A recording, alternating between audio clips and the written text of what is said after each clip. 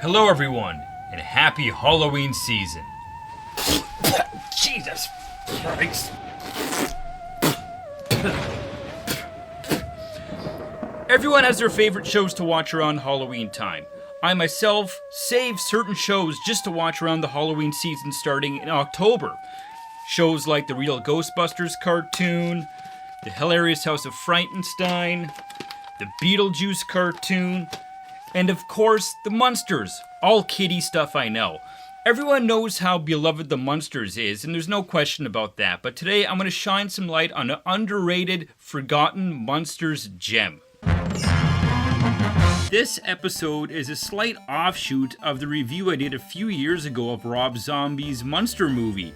In that review, I briefly touched on the made-for-TV movie, The Munsters Revenge, and ever since then, it's really been nagging at me that that movie doesn't nearly get the credit that it deserves. Now, I will admit that childhood nostalgia does come into play a bit with this one, as it does with all of these solo episodes I do. You see, when I was a kid, The Munsters was kind of elusive. It was no longer in syndication, at least it wasn't playing on the cable television that I had as a kid. And the only time I was ever really able to actually catch the show was the odd late Saturday night when a show that was called Bundy's Late Night Review would sometimes play the odd Munsters episode.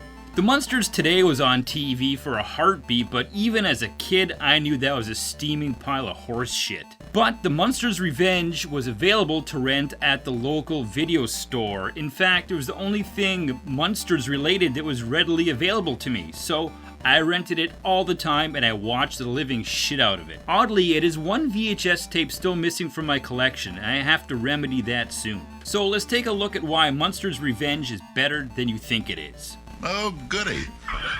This made-for-TV movie was released in 1981. That's 15 years after the TV show ended in 1966.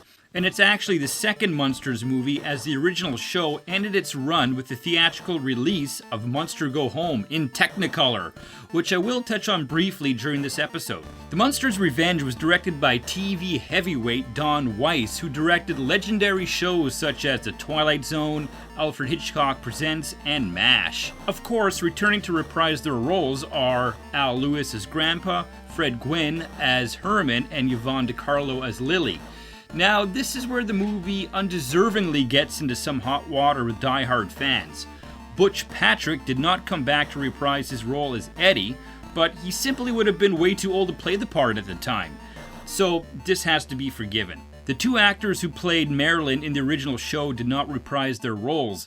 Neither did Debbie Watson, who played her in Munster Go Home. So now we're on our fourth Marilyn. The original run went through three between 1964 and 1966, so we can't really knock The Munsters Revenge for casting a different actor when the beloved show couldn't hold down one. Another knock on The Munsters Revenge is that it's not in black and white, but let's not forget that Munster Go Home is in Technicolor, and that movie gets much more favorable reviews. Another negative thing I've heard about Munsters Revenge is that there is no laugh track, which was such an essential part of the original show. Now, again, Munster Go Home does not have a laugh track either, and actually, it's paced in a way to leave space for a laugh track, which, in my opinion, doesn't really work at all and makes the movie kind of fall flat.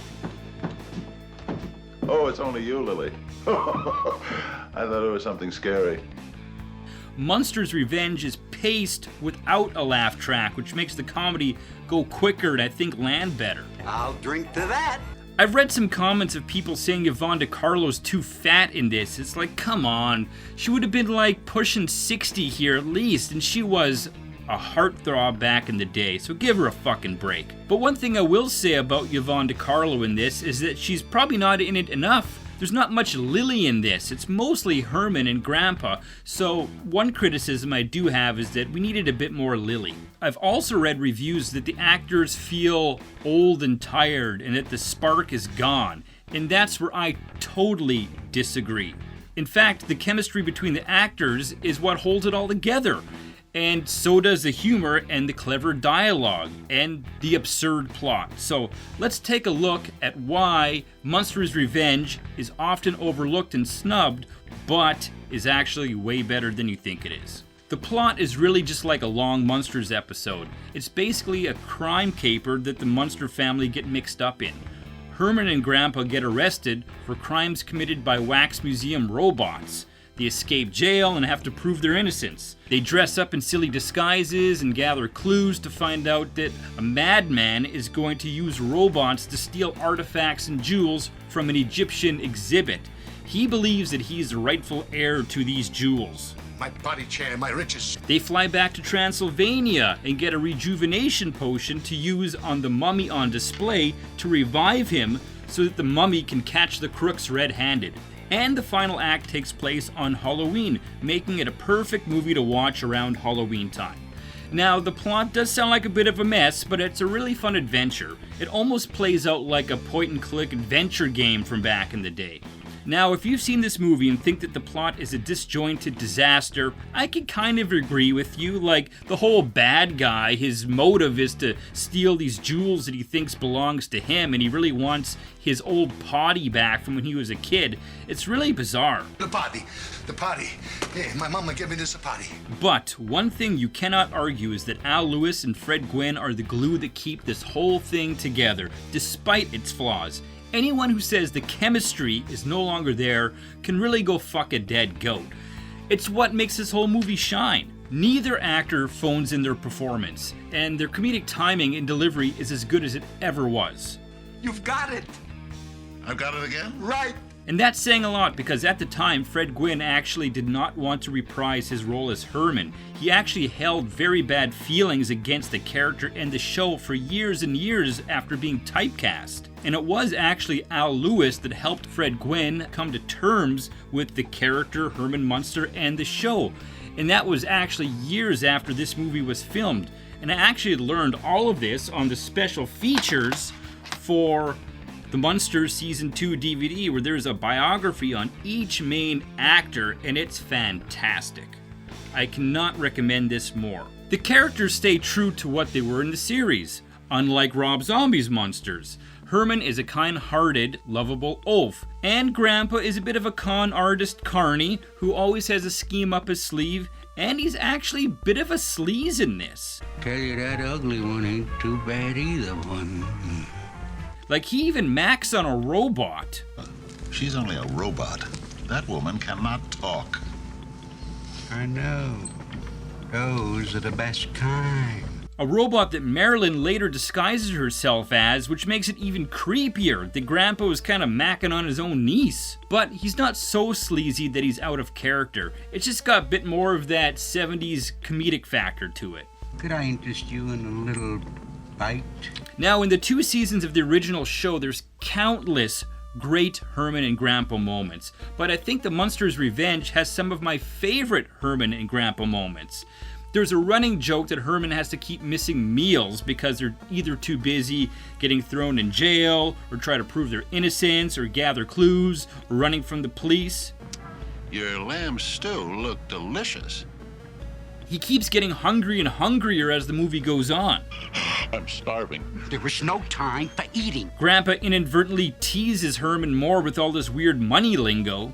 Holy Transylvania, look at that lettuce. What? What a load of cabbage. Cabbage? I've never seen so much bread. And Herman has to resort to eating acorns on a tree, which don't hold much nutritional value. But one of my favorite Herman and Grandpa moments of all time might be when they disguise themselves as waitresses. Herman is afraid that someone's gonna get fresh with him, which sounds crazy because he's a monster. I hope nobody tries to get fresh. You know how hard it is for me to say no. But then, some dude actually does try to pick him up. You're the dish I'm interested in, cutie. The heart of the Munsters' humor has always been this strange family of monsters living in the modern age. In the original show, that was the 60s, but here we're in the late 70s, early 80s, and that does creep into this, and a lot of the humor does come from that era. A perfect example, and one of the funniest moments in the show that I didn't even get when I was a kid. I didn't even get this joke until maybe 5 years ago when I watched it. Grandpa and Herman get thrown in jail. Herman's sleeping on the bottom bunk, and this thug comes in, kicks the bunk, and says this to Herman. Lower bunk's mine, honky. He calls Herman a honky, which is hilarious because he isn't even white. He's green, and he's a monster. And this guy's shitty cover-up is priceless. I meant, if you want the Lord, it's hunky-dory with me. And this movie is not short on subtle humor either. Little things that happen in the background, like this one scene where Herman's listening to a conversation as he's filling a salt shaker with salt. And he just keeps filling it with salt. So I don't care what anyone says, the Munsters Revenge is funny. And it's smart humor, it's good dialogue, and there's jokes that you don't even get the first time. There's jokes that you'll get after watching this movie maybe 10 times over that you missed the first time. And that is a great comedy. Another fun thing this movie does is it introduces us to some new characters and expands on the Munsters universe a bit. We meet Cousin Phantom of the Opera, who's always singing in a super high pitch and constantly breaking glasses. And I love that this joke actually turns into a plot device at the end of the movie. Marilyn and Glenn have been captured by the baddies and they're trapped in this big giant glass jar, and Cousin Phantom of the Opera breaks the jar open by singing a super high note, and I love the fact that a stupid, silly running gag actually ends up saving the day at the end of the movie. That's good, clever humor and fantastic writing. We also travel back to Transylvania and we see the family's old castle that they used to live in, and also meet Igor, Grandpa's old assistant who helped him build Herman. He's been taking care of the place while they were gone. Trouble is, the town wants to kill him because they're sick of him using black magic. They're going to kill me! And he has a heart attack from the stress of it. You hit? They test out the rejuvenation potion that they were going to use on the mummy on Igor, and it works. He comes back to life and much younger and better looking than before, but not according to Herman. He's homelier than Marilyn. And he also turns out to be a big prick. So long, suckers. And then there's Glenn, the son of the police chief, who's Marilyn's love interest in this. And in the end, he actually stays with Marilyn, which is something that never happens in the original series. He's able to see past the fact that the Munsters are just a bunch of monsters, and he's the only person who actually believes their innocence. And he does all this for Marilyn. And I think that's a good place to rest my case. In this movie, Marilyn finally gets her man.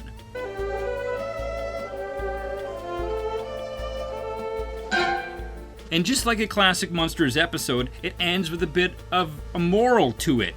They catch the bad guys, and Herman and Grandpa get awarded a big giant diamond for their efforts, and they're kind of arguing about who should get the diamond, because everyone played a part in capturing the bad guys. Cousin Phantom of the Opera comes in, welcomes Grandpa and Herman home. Welcome home, Grandpa! While singing, and shatters the diamond in a bunch of pieces. And the movie ends with, well, we'll give a piece to everybody. And that is such core Munsters philosophy. It ends with a moral of sharing, which sounds a bit cheesy, but it's really what the heart of the show is all about. Every episode of the original show ended with a bit of a moral, and so does this movie. So it's perfectly in tune with what the Munsters is all about. Which is the complete opposite from the end of Rob Zombie's Munsters, where they're just a bunch of greedy, money-hungry pricks. And the end of the movie takes place on Halloween night, which makes it a great viewing for Halloween. So these are all the reasons why I think the Munsters Revenge is a bit of an underrated gem. It's not perfect, but the core cast is still able to deliver the comedic goods with their fantastic chemistry. It's hard to believe there's anyone out there as handsome as me. Silly story that suits the vibe of the original show, and like I said before, it takes place on Halloween, and it expands the Munsters universe a little bit. We get introduced to more characters. There's a Salem witch that shows up at the party, which has this fantastic line about how boring the party is. I had more fun the last time they tried to burn me at the stake. I think it's a great little movie that has tons of rewatchability, and it's a great movie to put on for the whole family to watch around Halloween time. So if you want a fun movie to watch on Halloween night or in October, the whole family can enjoy. We believe in setting a good example for the kids. And if you like old school Universal monsters, I highly suggest you give the Munsters Revenge a chance. Munsters Revenge is just honky-dory with me.